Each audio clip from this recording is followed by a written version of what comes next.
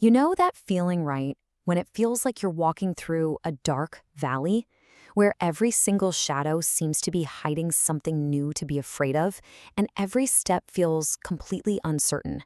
It's just a place of deep, deep unease, where anxiety can so easily take root. But what happens when that fear isn't just a passing shadow? What about when it becomes a relentless spiral?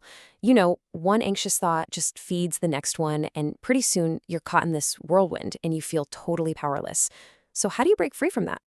Well, there is a way.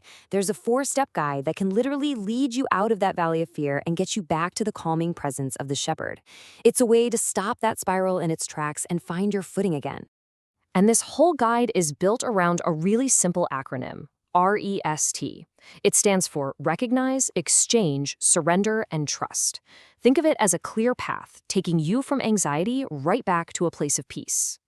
Okay, so the first step, is to recognize your fear. And this is so simple, but it is incredibly powerful. All it is pausing that frantic spinning in your mind to just name the thought that's at the heart of the spiral.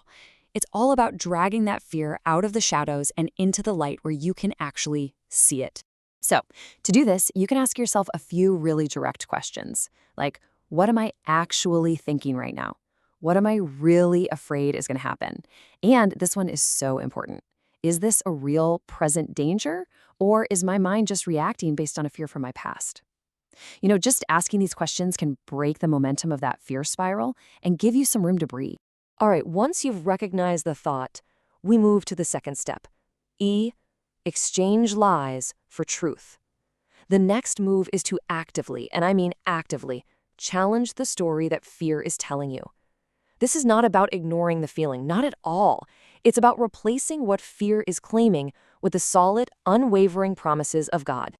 And this exchange is super practical. So if fear is screaming at you, I am not in control, you can counter it with the truth that God is sovereign. If fear is whispering, this could ruin everything, you can declare that promise from Romans 8:28 that God works all things together for the good of those who love him. It's a direct trade, a lie for a truth. And this powerful promise from Romans 8, this is the foundation for that whole exchange. It is an unshakable anchor.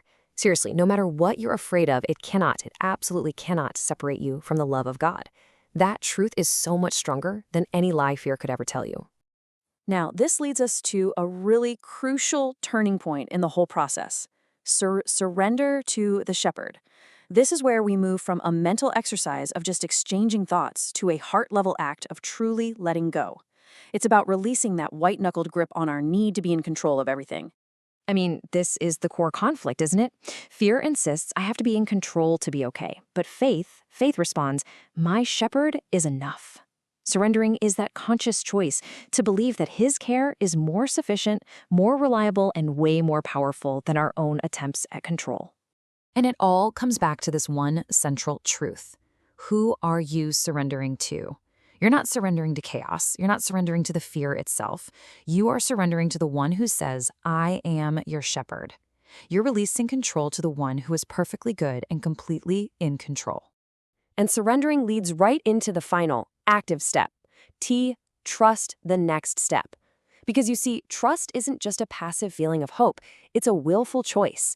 It's about turning your belief into actual, tangible action, moving forward with the shepherd, just one step at a time.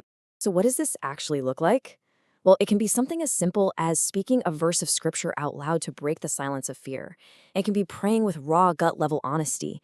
And sometimes, the most powerful act of trust is simply choosing to stay present in that uncomfortable moment, instead of running away to some kind of escape. It's actively fixing your gaze on Christ, rather than on the shadow of what you fear. But why does this method really work? I mean, it's not just some clever psychological trick. The ability to truly RES is built on an unshakable historical reality, the unfailing promise of the shepherd. And here it is. This is the anchor for everything. Jesus isn't just a good guide. He is the good shepherd who proved his love by laying down his very life for his sheep. This ultimate sacrifice is the foundation upon which all our trust can securely and safely stand. Because of his sacrifice, we know some absolutely incredible truths. We know he has already walked through the darkest valley of all, death itself. He has already defeated the ultimate sources of our fear, sin and death. He has already secured your eternal future. And what that means is, no matter what happens, you are held and you are safe in the deepest, truest sense of the word. So, if you're going to hold on to one simple line, let it be this: recognize the fear, exchange it with truth, surrender control to God, and trust Him with the next step. This is your pathway back to peace. And just to help put this into practice right now, here's a simple prayer that walks you through these very steps. It turns the method into a direct conversation with the shepherd himself, inviting him right into the center of your fear and asking for his help to find true rest in him.